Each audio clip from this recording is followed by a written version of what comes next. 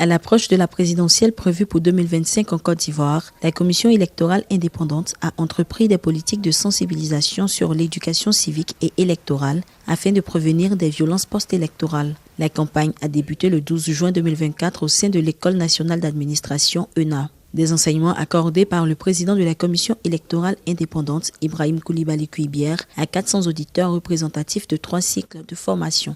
Le citoyen, pour être électeur, doit remplir certaines conditions. Et s'il remplit ces conditions, il est inscrit sur la liste électorale. Cette inscription sur la liste électorale peut être affectée de 2 façons. Soit en cas de condamnation, en vertu de laquelle on lui enlève les droits. Donc dans ce cas, son inscription sur la liste électorale est suspendue, soit parce qu'il est décédé et dans ce cas, il sort définitivement de la liste électorale. Donc la condamnation est une cause de suspension momentanée. Dès lors que vous purgez la peine, vous êtes réhabilité.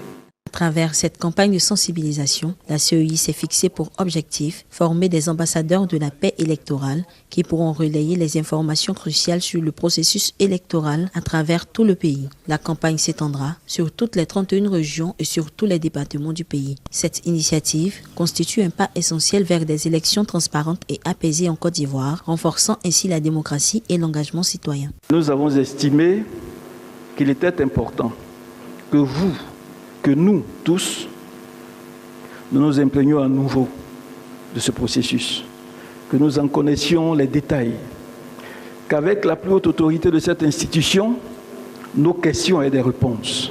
Alors que l'échéance électorale de 2025 se profile en Côte d'Ivoire, les tensions et les mobilisations politiques s'intensifient. Certains partis politiques, notamment le PPACI et le FPI, ont déjà investi leurs candidats. Il s'agit notamment de Laurent Gbagbo, officiellement investi candidat du PPACI, de Pascal Affi-N'Guessan, président du FPI. Fin de l'attente pour les Sud-Africains, Cyril Ramaphosa a officiellement été réélu président du pays pour un second mandat par les législateurs vendredi. Sa réélection intervient grâce à l'accord conclu par son parti, le Congrès national africain. L'ANC a signé en faveur d'une coalition historique avec le principal parti d'opposition et d'autres partis. S'exprimant devant l'Assemblée nationale au Cap, le chef d'État s'est engagé à travailler avec les membres de tous l'échiquier politique. Madame la Présidente, je tiens à remercier les membres de cette auguste Assemblée qui ont voté pour moi, qui, par leur vote, ont investi et placé leur confiance en moi. J'ai l'intention de travailler avec tous les membres et même avec ceux qui n'ont pas voté pour moi ou qui n'ont pas trouvé le moyen de voter pour moi.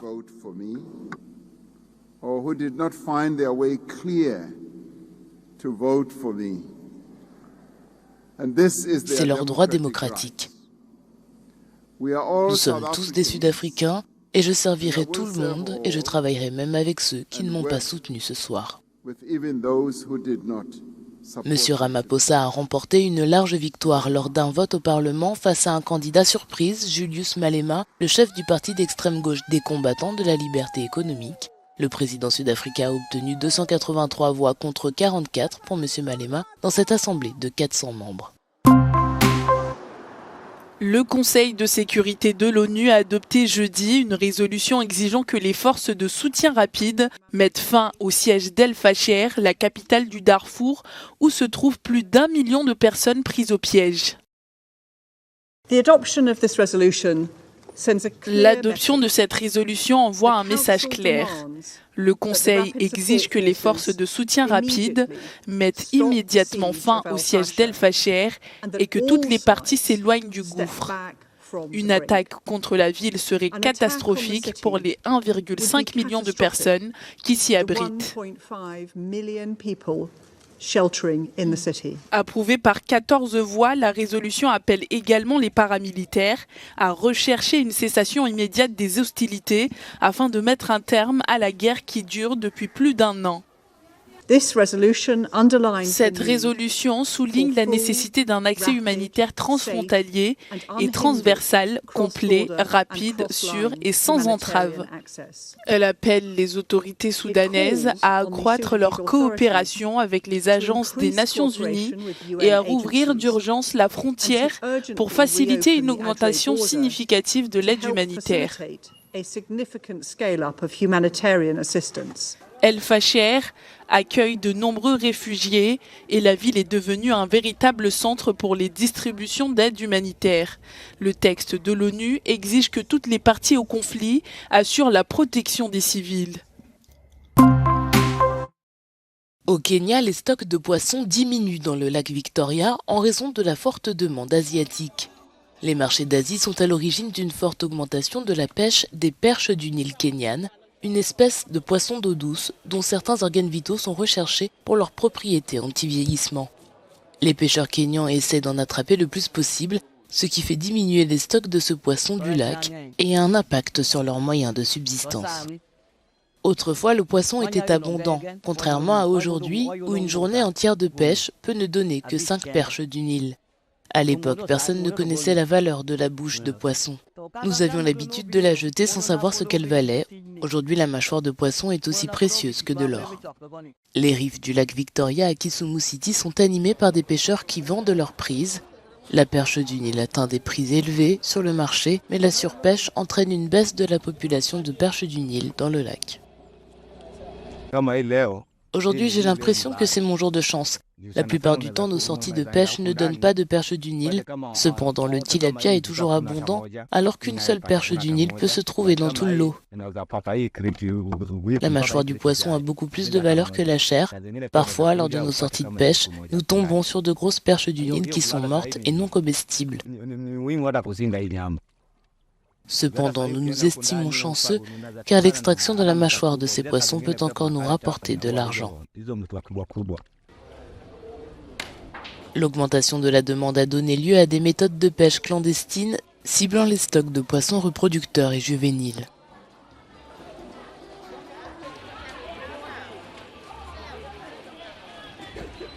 Les gens ciblent les gros poissons en raison de la grande gueule qu'ils en tirent et ce faisant, vous tronquez la population de sorte que seuls les petits dominent dans le lac, ce qui affecte le potentiel de reconstitution des stocks de perches du Nil dans le lac Victoria.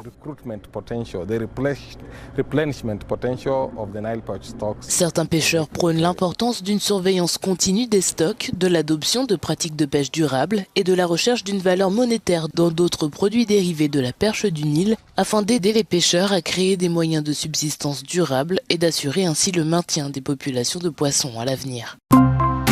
L'Afrique a un immense potentiel et l'éducation est la clé pour libérer ce potentiel. À cet effet, l'année de l'éducation 2024 de l'Union africaine est un moment historique pour placer l'éducation au premier plan de l'agenda politique africain. C'est dans ce cadre que la Communauté économique des États d'Afrique centrale, CEAC, appelle les gouvernants à adapter les systèmes éducatifs africains au XXIe siècle, ceci au profit de la paix, la sécurité et la stabilité de l'espace communautaire. Je lance un vibrant appel à tous les États membres de la CEAC afin qu'ils commémorent cette édition 2024 de la Journée africaine des frontières sous le signe de la promotion de l'éducation adaptée à une Afrique au XXIe siècle, à travers des systèmes éducatifs résilients pour un accès accru à un apprentissage inclusif, durable et pertinent.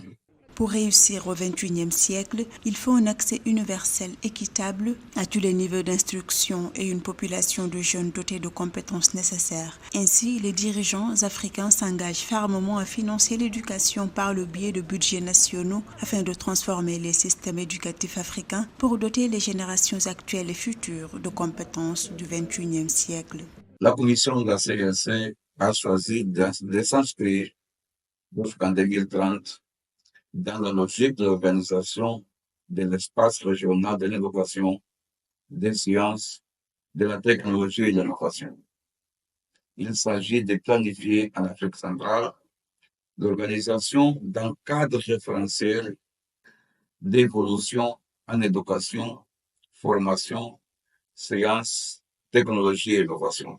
Malgré les efforts déployés par plusieurs pays africains pour inverser la tendance, les systèmes éducatifs africains restent confrontés à un double défi lié à la fois au déficit existant et à l'évolution rapide des exigences de l'ère numérique. Selon l'Organisation des Nations Unies, l'Afrique éprouve un déficit de financement annuel de 77 milliards de dollars pour atteindre les cibles des objectifs de développement durable.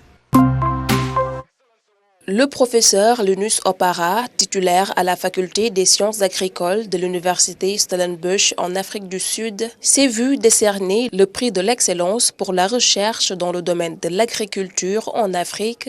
Ce prestigieux prix, attribué conjointement par Afreximbank et le Forum pour la recherche agricole en Afrique, lui a été remis lors des assemblées annuelles de la Banque africaine d'import-export Afreximbank à Nassau, aux Bahamas. I'm really honored to receive this inaugural Africa Research Excellence Award.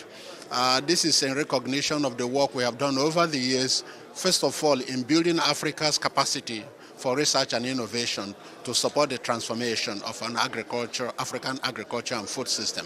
But it's also a recognition of the work of a lot of young, hard-working men and women who we have trained across Africa over these few years. Le professeur Opara est reconnu pour sa contribution au renforcement des capacités de l'Afrique en matière de recherche et d'innovation dans le domaine des sciences et technologies post-récolte. Son travail est salué pour sa capacité à réduire les pertes post-récolte, à accroître la valeur ajoutée et à établir des liens entre la production agricole et les marchés africains locaux, régionaux et internationaux.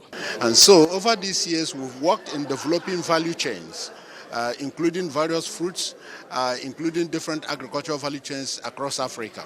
And then also demonstrating that Africa can contribute to new knowledge generation and dissemination to support not only African economies but also the global economy. Les prix Afreximbank FARA pour la recherche, l'innovation et la compétence en agriculture en Afrique se déclinent en 3 catégories, à savoir le prix de l'excellence dans la recherche en Afrique doté de 25 000 $ américains, le prix de l'entrepreneuriat basé sur l'innovation en Afrique doté de 15 000 $ américains et qui est sans lauréat cette année, et enfin le prix de l'impact et des politiques fondées sur des données probantes en Afrique, doté de 10 000 $ américains et qui est remporté par le professeur Richard Kandawir, président de la Commission nationale de planification du Malawi et ancien responsable du programme détaillé pour le développement de l'agriculture africaine au sein du NEPAD.